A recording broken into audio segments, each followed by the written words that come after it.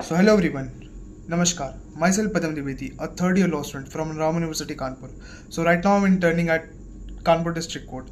So मैं अपना experience share करना चाहता हूँ and just want to simplify law in my own words. So आज हम लोग बहुत basic start करेंगे कि what is law. So let's get started.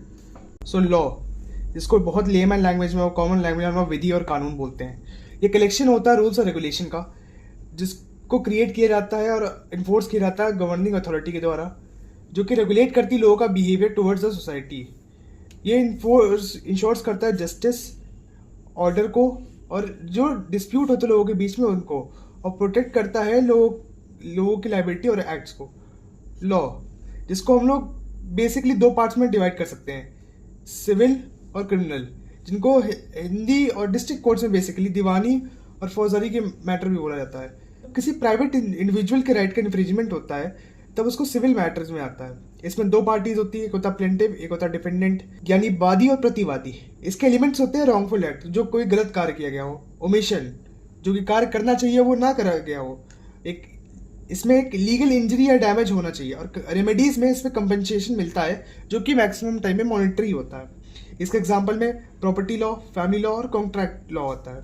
Criminal law जिसको हम लोग फौजदारी के मुकदमे भी बोलते हैं, जो कि पब्लिक राइट का इन्फ्रिंजमेंट को होता है, जो कि अगेंस्ट द सोसाइटी और स्टेट होता है। इसमें पार्टीज खुद स्टेट यानी खुद गवर्नमेंट होती है और प्रतिवादी के रूप में अक्यूज होता है। दोनों ह्यूमन बीइंग होने चाहिए। मेंस या यानी गिल्टी माइंड होना चाहिए, एक्टर्स या यानी गिल्टी एक्ट होना चाहिए, और या तो गिल्टी ओमिशन होना चाहिए। इंजरी होनी चाहिए अनदर ह्यूमन बीइंग को, और इस पे एग्जांपल में मर्डर, थ्रेट, असॉल्ट और रेप पे आता है। और बहुत ही एग्जांपल ले लेते हैं इसका, जैसे कि एक पार्टी है और ये बी पार्टी है। ए पार्टी ने बी पार्टी के घर पे गाड़ी पार्क कर दी, जिसकी वजह से बी पार्टी अपनी जॉब पे नहीं जा पाई, जिसके दिन से उसको एक दिन का वेतन उसका रोक लिया गया।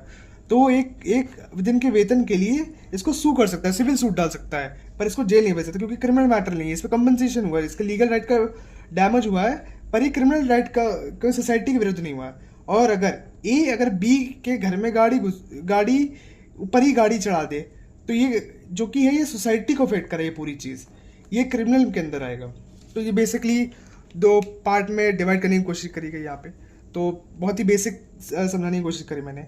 सो जस्ट अभी के लिए इसके लिए थैंक यू देखने के लिए, एंड जस्ट कुछ अगर क्वेरीज वगैरह हो तो प्लीज़ कमेंट बॉक्स में ज़रूर पूछें। Thank you and have a nice day.